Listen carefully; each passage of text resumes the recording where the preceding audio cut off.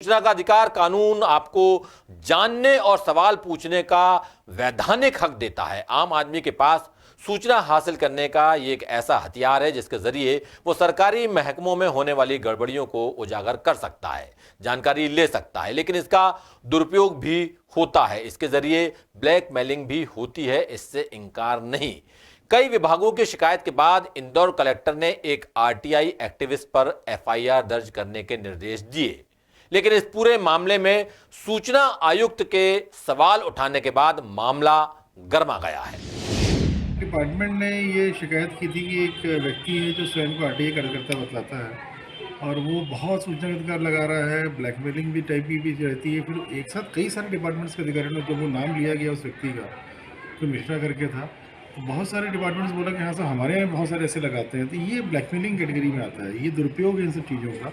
तो हमने बोला है कि उसमें 2 डिपार्टमेंट को ही बोला है अभी तो, कि 2 डिपार्टमेंट अभी इसमें एडीएम मेडिकल जांच करेंगे इसमें और उससे रिपोर्ट लेंगे। पर ये एक्सटॉर्शन की कैटेगरी में आता है और इसमें एक्सटॉर्शन की धारा के तहत एफआईआर रजिस्टर करने का बोला है। इंदौर कलेक्टर ने सोमवार को टाइम लिमिट की बैठक आयोजित की थी। उसी दौरान अधिकारियों ने आरटीआई एक्टिविस्ट संजय मिश्रा के खिलाफ ब्लैकमेलिंग की शिकायत की और इस शिकायत के आधार पर कलेक्टर ने मिश्रा के खिलाफ एक्सटॉर्शन एक्ट की धाराओं में एफआईआर दर्ज करने के निर्देश दिए। द सूत्र ने यह जानने की कोशिश की कि आखिरकार संजय मिश्रा ने ऐसी कौन सी जानकारी मांगी थी जिसे अधिकारियों ने ब्लैकमेलिंग की श्रेणी में रखा। द सूत्र से बातचीत में संजय मिश्रा ने कहा कि उन्होंने जिला शिक्षा अधिकारी से जानकारी मांगी थी कि प्रभारी मंत्री ने जो ट्रांसफर का अनुमोदन किया था उससे संबंधित जानकारी अवलोकन के लिए दी जाए।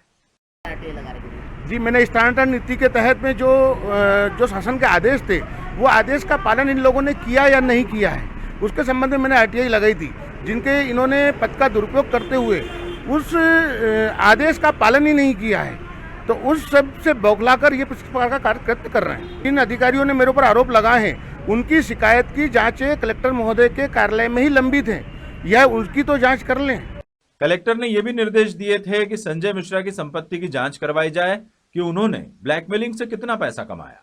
जब द सूत्र की टीम संजय मिश्रा के घर पहुंची तो मिश्रा एक छोटे से मकान में रहते हैं, ऐसी कोई बड़ी संपत्ति यहां नजर नहीं आई। मिश्रा ने 2010 में आरटीआई के जरिए जानकारी लेने की शुरुआत की थी और अब तक 400 से ज्यादा आरटीआई लगा चुके हैं। मिश्रा का कहना है कि वो जिस विभाग से जानकारी लेते हैं वहां चाय तक नहीं पीते। लगभग 400 से 500 आरटीआई लगाई है, जिसके अंदर शासन हित में कई अधिकारियों को दोषी पाए गए हैं और वो दंडित किया गया है।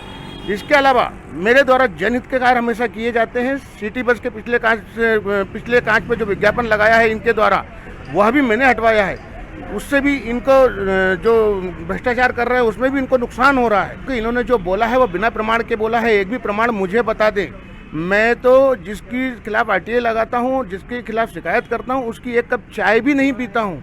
मैं चाय भी मेरी जेब का पीता हूँ। मगर यहां सवाल यह उठता है कि अधिकारी आखिरकार ब्लैकमेल कैसे हो सकते हैं। जब कोई गलत करता है तो उसे ही ब्लैकमेल किया जा सकता है, वरना किसी की मजाल नहीं है कि वो उसे ब्लैकमेल कर सके। और जब संजय मिश्रा के खिलाफ एफआईआर के निर्देश दिए गए थे तो यही सवाल राज्य सूचना आयुक्त राहुल सिंह ने भी उठाया। यह भी कहा कि यदि कोई ब्लैकमेल कर रहा है तो उस पर एफआईआर तो होनी चाहिए, लेकिन जानकारी सार्वजनिक करने लायक है तो उसे सार्वजनिक किया जाना चाहिए। एफआईआर जरूर होनी चाहिए, जांच होनी चाहिए और सख्त से सख्त सजा मिलनी चाहिए जो भी ब्लैकमेलिंग जैसा आपराधिक कृत्य करता है। लेकिन साथ ही इंदौर कलेक्टर को यह भी करना चाहिए कि जो भी जानकारी, जिस जानकारी की वजह से ब्लैकमेलिंग हो रही है, उस जानकारी को तत्काल पब्लिक प्लेटफॉर्म पर भी डाल देना चाहिए।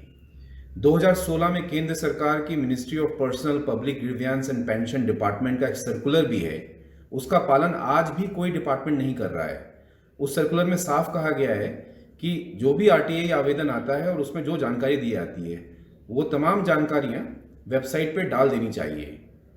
सारा जो झगड़ा है वो जानकारी को छुपाने को लेकर के है और मैं आपको यहाँ पर ये बताना चाहूँगा, और सबसे बड़ा सवाल यही है कि आखिर वो कौन सी जानकारी है जिसको लेकर के अधिकारी ब्लैकमेल होते हैं और वो किस किस्म के अधिकारी हैं जो ब्लैकमेल हो रहे हैं। मैं 2019 से यहाँ पे राज्य सूचना आयुक्त हूँ, मेरे कार्यालय में भी यहाँ पर आरटीआई लगती है, लेकिन आज तक मुझे किसी ने ब्लैकमेल नहीं किया। यह बिल्कुल सही बात है कि जानकारी छुपाना ही कई तरह के सवालों को पैदा करती है। यदि सरकारी विभाग कामकाज में पारदर्शिता बरते तो ये नौबत ही ना आ पाए, मगर ये तो आदर्श स्थिति है और ऐसा होना शायद मुमकिन नहीं। द सूत्र की खबरों को देखने के लिए प्ले स्टोर और एप्पल स्टोर से डाउनलोड करें हमारा ऐप द सूत्र। आप हमारी खबरें thesutra.com पर भी देख सकते हैं। Social media platforms Twitter, Facebook और इंस्टाग्राम पर भी हमें फॉलो कर सकते हैं। साथ ही यूट्यूब पर भी हमें सब्सक्राइब करें। यदि आपकी नहीं हो रही कोई सुनवाई और आपके पास है कोई खबर, तो हमारे व्हाट्सएप नंबर 700000244141 पर भेजिए और बनिए हमारे सूत्र।